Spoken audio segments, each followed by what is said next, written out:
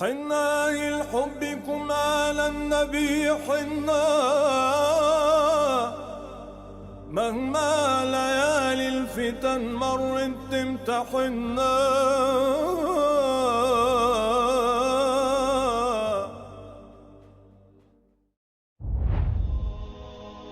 Après être arrivé à Médine et avoir passé cette merveilleuse soirée à la mosquée du prophète, sallallahu alayhi wa sallam, nous entamions le lendemain matin nos visites guidées en bus, direction la mosquée de Quba.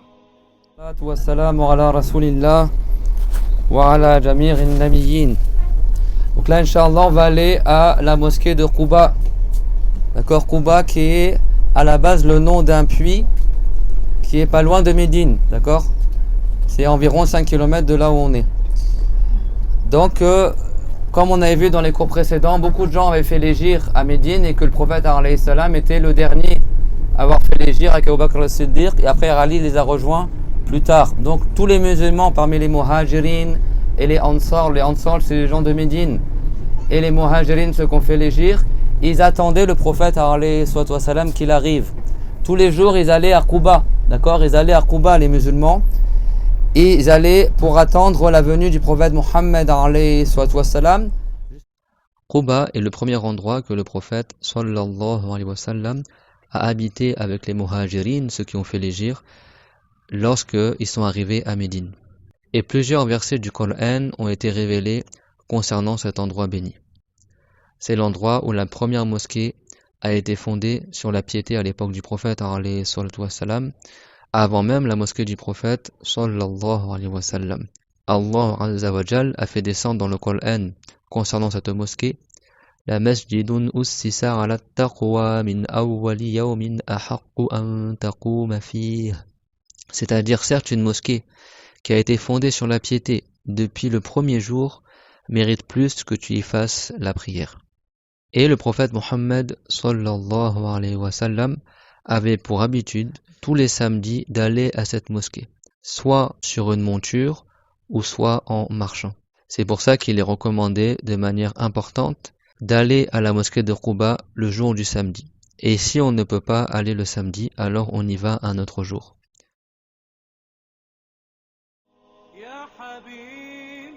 Le prophète Mohammed sallallahu alayhi wa sallam a dit: Man salla fihi kana ka'adli umrah.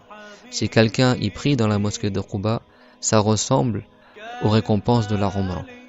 Et c'est rapporté également de Sahal, fils de Hunayf, qu'il a dit que le messager de Allah sallallahu alayhi wa sallam a dit: Man tatahhara fi bayti thumma ata masjid Quba fa salla fihi salatan kana lahu ka ajri umrah.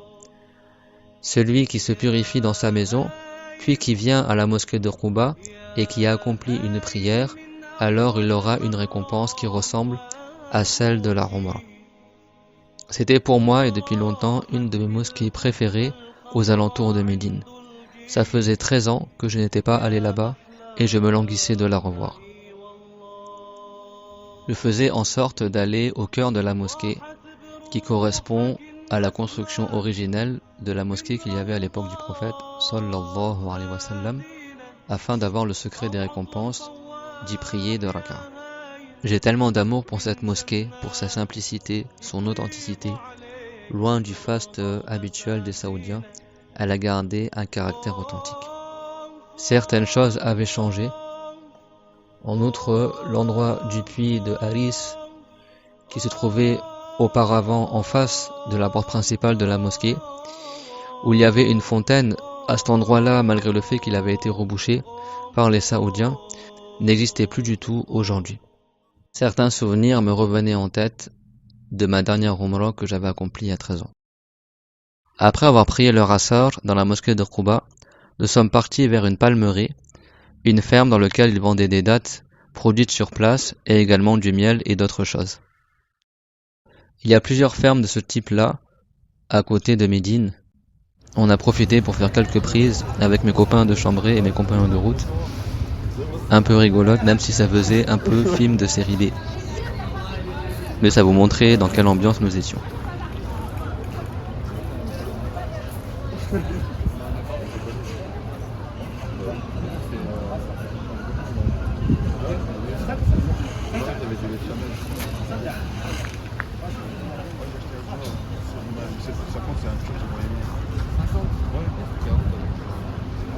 Non, les grosses là. Moi j'ai pris 1,5 kg.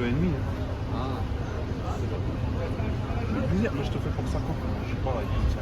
Mais en fait, ouais. Mais on fait la photo après. Vas-y, moi je rajoute les vidéos. Ah, c'est une vidéo. C'est bon, j'avais déjà fait cette vidéo. Non, mais non, il n'y a rien. Allez. Bon, on va faire. Ah bah vas-y, Bano, je vais aller maintenant. Puis nous sommes passés au puits de Rals et malheureusement il était fermé également.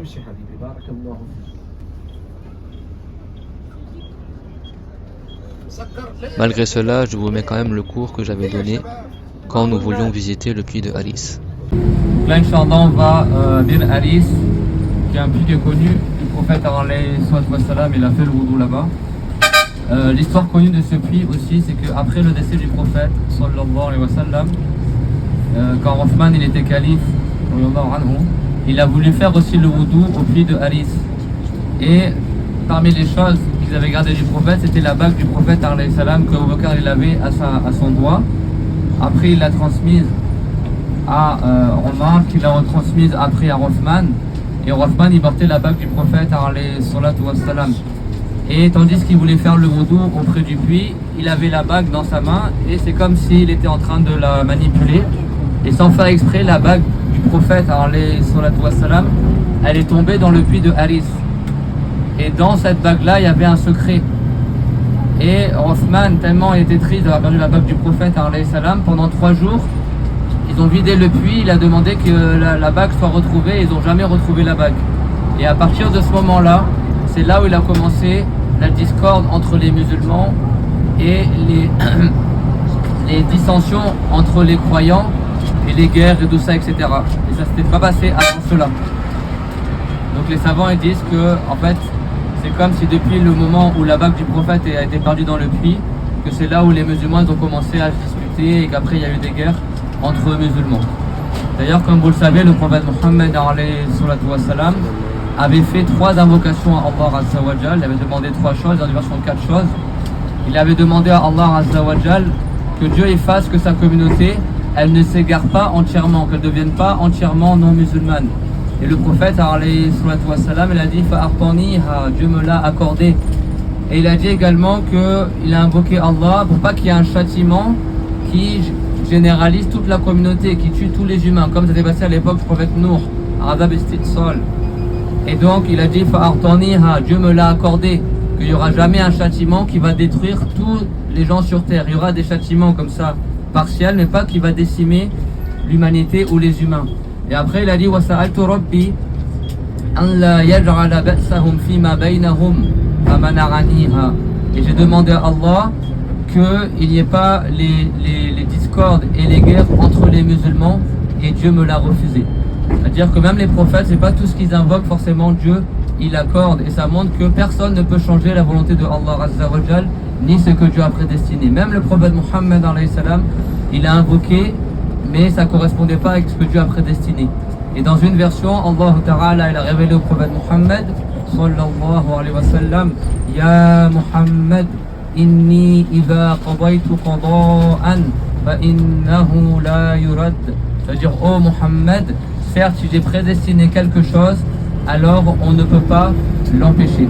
Donc ça c'est parmi les fondements de la foi qu'on peut tirer aussi de cette histoire-là, c'est que Allah Ta'ala ne change pas, sa volonté ne change pas, ce qu'il a prédestiné ne change pas, et celui qui ne croit pas en cela, il n'est pas sur l'islam. C'est parmi les fondements de l'islam. Le prophète l'a dit, que la foi, c'est aussi de croire en la prédestination du bien et du mal. Donc on demande à Allah Ta'ala qu'il nous fasse profiter de la baraka. Malheureusement, ils ont rebouché le puits de Haris, mais son endroit est encore connu. D'accord, est encore connu. Inch'Allah que Dieu nous accorde la baraka de ces endroits. Amin. Wa akhiru da'wana alhamdulillah. Inch'Allah Mohamed, je pense qu'il va dire quelque chose, Inch'Allah Ta'ala. En fin d'après-midi, juste avant le Maghreb, nous sommes arrivés à un endroit que j'apprécie énormément, qui est Uhud. Alhamdulillahi Rabbil Alamin. صلى الله على محمد أشرف المرسلين حبيب رب العالمين وعلى جميع النبيين. Donc là, on va Inch'Allah Ta'ala à la montagne de Uhud et dans ses alentours Inch'Allah Ta'ala. La montagne de Uhud, c'est une montagne qui sera transportée au paradis. La montagne de Uhud, comme son nom l'indique, qui vient du mot ahad, c'est-à-dire qu'elle est unique, car c'est la seule montagne dans les environs. C'est une montagne que le prophète alayhi salatu wassalam aimait, et cette montagne également aimait le prophète Mohammed sallallahu alayhi wa sallam.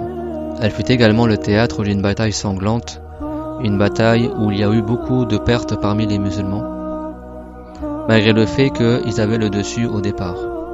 Mais il est bon à rappeler que le prophète Mohammed sallallahu alayhi wa sallam, malgré la difficulté, n'a jamais perdu aucune de ces batailles.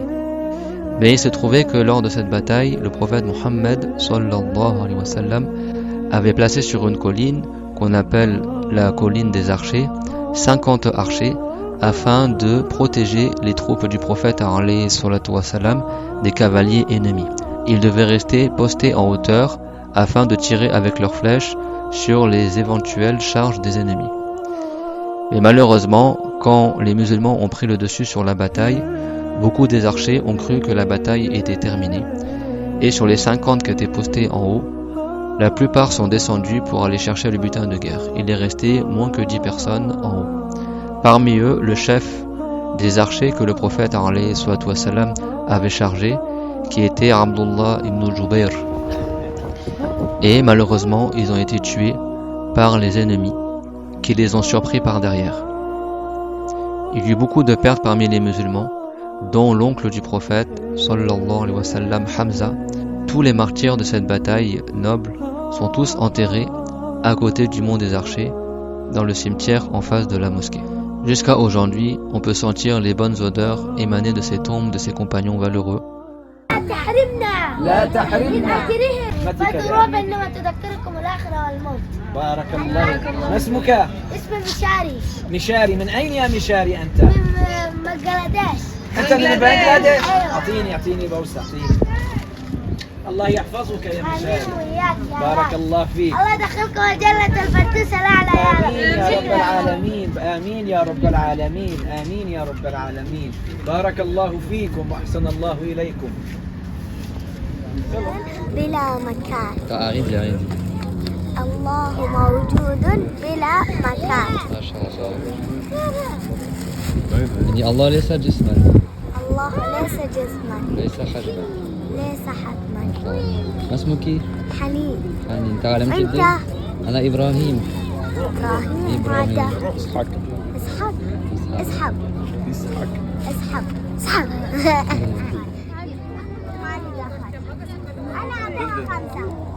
No farm. أشهد أن محمدا رسول الله. حي على الصلاة حي على الفلاح. Puis le Maghreb est rentré et nous avons prié dans la mosquée.